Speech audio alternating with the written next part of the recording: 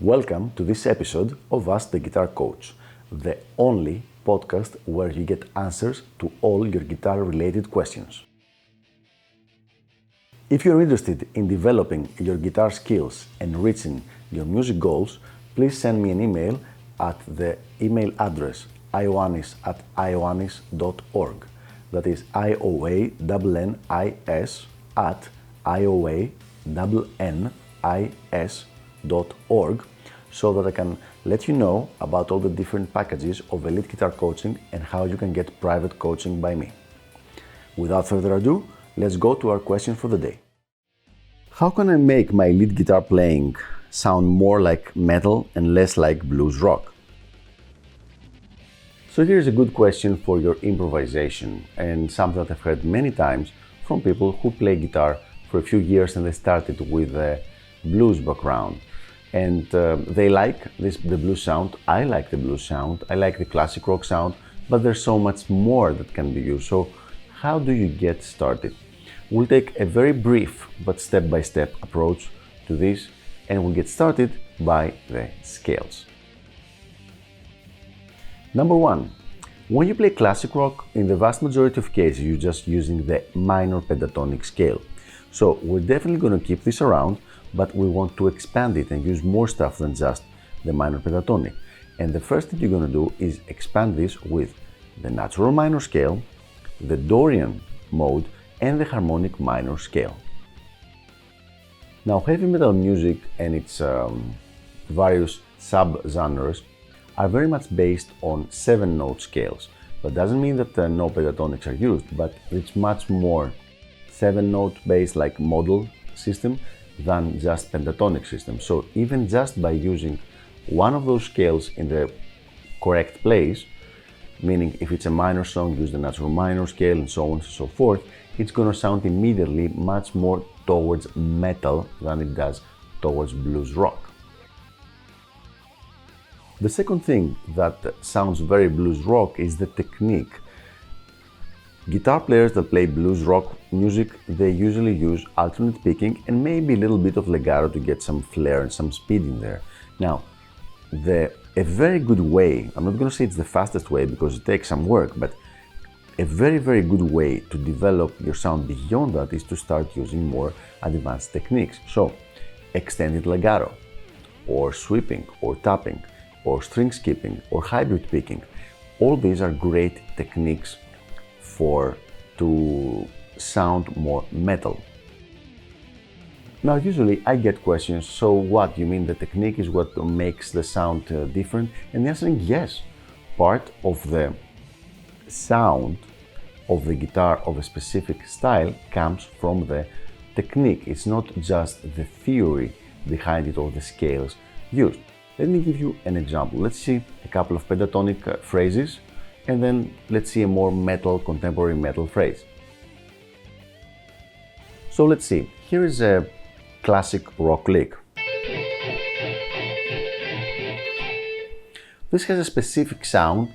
It's based like on the playing of Kiss, let's say, or it would definitely be something that you could hear in kind of variations in the playing of Jimmy Page and other classic rock artists. However, let's hear this.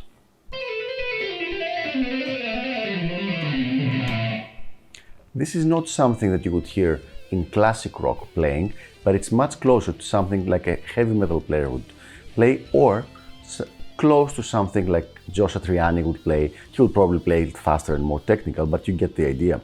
It's closer to that. Nobody would hear that and say, oh, this sounds like blues rock. So by using a different technique, here I used legato for the whole thing, and the minor scale, I basically created right now a quick line that gives immediately the impression of more metal or contemporary metal sound than previously when I was just using more basic technique and a regular minor pentatonic scale. Right then, moving on. Solution number 3. If you're looking for licks and you're learning licks, try to stay away from learning more classic rock, or blues licks and go towards learning metal licks. This means that even though you might have some preferences to specific artists, like let's say maybe Eric Clapton or Jimi Hendrix or other classic rock, blues rock players, just put them aside for a little bit and go towards the style that you want to learn, and just learn some metal licks, learn from classic metal players like, let me think, some Ozzy Osbourne players. Maybe Zakk Wylde is a great choice, some very good licks over there, even though lots of them are pentatonic. Jake Lee, another great choice. You can learn a lot of things from Yngwie Malmsteen, if you can play them, because they're quite difficult. Also from many AOR bands, like hair metal bands, very, very good playing, very good metal playing. Savatage is a great band, Chris Oliver, great player. Randy Rhoads, that probably should have been one of the first choices when I started this list.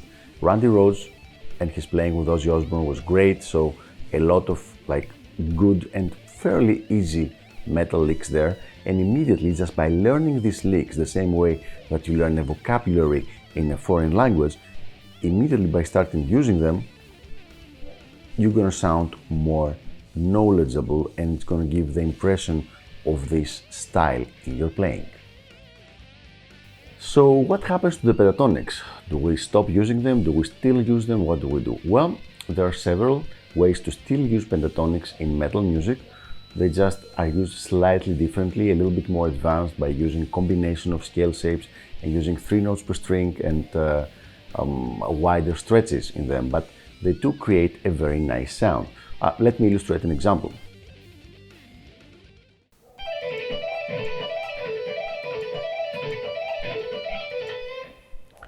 Now, this is an E minor pentatonic, a combination shape where I combine 2 boxes and play them in a combination of picking and legato with wide stretches. Okay, this sounds much more complicated than it really is, but sometimes the explanation is more complicated than the actual playing. So the idea is that this, even though it uses the E minor pentatonic, which is arguably the most well known in electric guitar playing, it doesn't sound as predictable as a regular like rock lick would sound, or classic rock or classic blues rock lick would sound, because it orchestrates the notes in a different way that is not very common in pentatonic usage. So you can still use pentatonic shapes and pentatonic sounds, but just you have to use them in a more interesting way, by using odd note groupings and connecting different shapes so they become 3 notes per string shapes. Now, I know this has gotten a little technical, and this is much more geared as a subject towards a course that would teach you how to do these things, but you know, I decided to answer this question, so we're doing our best within the limited time frame. So there you have it. These are the ways I suggest that you can try to develop your playing and go further from blues rock to more metal sounding guitar playing. I hope this video was helpful, and I will see you on the next episode of Ask the Guitar Coach. Until then, keep sending me your questions and I'll do my best to answer them. Bye bye.